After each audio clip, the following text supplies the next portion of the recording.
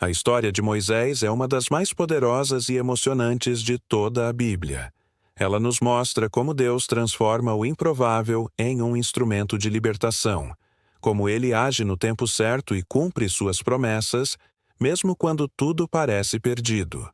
Vamos voltar no tempo para o Egito, uma terra de opressão e medo.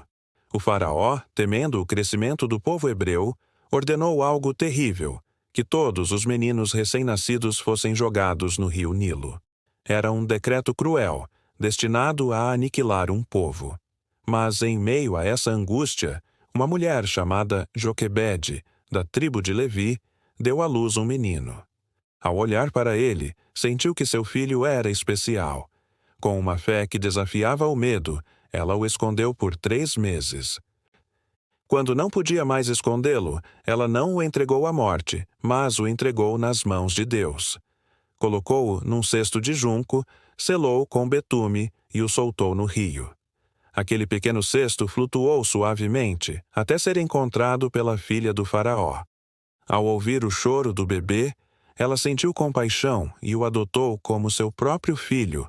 Que ironia divina! O menino que deveria morrer por ordem do faraó foi criado dentro do próprio palácio, como um príncipe do Egito. Moisés cresceu cercado de luxo e poder, mas em seu coração ele sabia de onde vinha. Um dia, ao ver um egípcio maltratando um hebreu, sua revolta foi tão grande que ele matou o agressor. Quando seu ato foi descoberto, ele precisou fugir. Seu destino foi o deserto de Midian. Lá, o príncipe se tornou pastor. Ele se casou com Zípora, filha de Jetro, e viveu por anos no anonimato, longe de tudo que conhecia. Mas Deus nunca se esquece dos seus planos. E mesmo quando o homem pensa que seu tempo passou, o tempo de Deus está apenas começando. Enquanto cuidava do rebanho no Monte Horebe, Moisés viu algo extraordinário. Uma sarça que queimava, mas não era consumida pelo fogo. Curioso, ele se aproximou. E do meio daquela chama ouviu a voz de Deus. Moisés, Moisés, tira as sandálias dos pés, porque o lugar em que estás é terra santa. Naquele momento sagrado, Deus revelou sua missão: enviar Moisés de volta ao Egito para libertar o seu povo da escravidão. Moisés, assustado e cheio de dúvidas, questionou: quem sou eu para ir até o faraó? Ele se sentia incapaz, despreparado, mas Deus lhe deu a resposta que mudaria tudo: eu estarei contigo. Mesmo com medo, Moisés obedeceu, porque o Deus que chama é o mesmo Deus que capacita. De volta ao Egito, Moisés e seu irmão Arão confrontaram o faraó com uma mensagem direta e divina: deixa o meu povo ir. Mas o coração do faraó estava endurecido.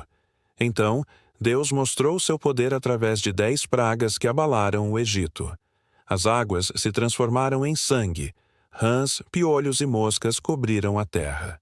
Uma peste terrível atingiu os rebanhos e úlceras dolorosas afligiram as pessoas. Uma chuva de granizo e fogo destruiu as plantações, seguida por um exército de gafanhotos. Uma escuridão densa cobriu o Egito por 3 dias.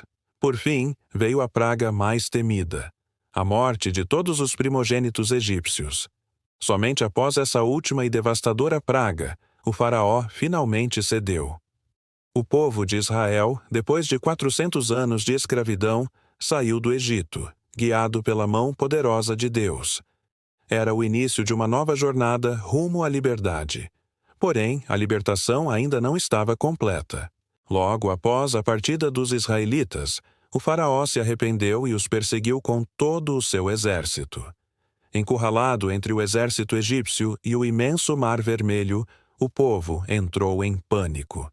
Mas Moisés, com uma fé inabalável, ergueu seu cajado e estendeu a mão sobre as águas.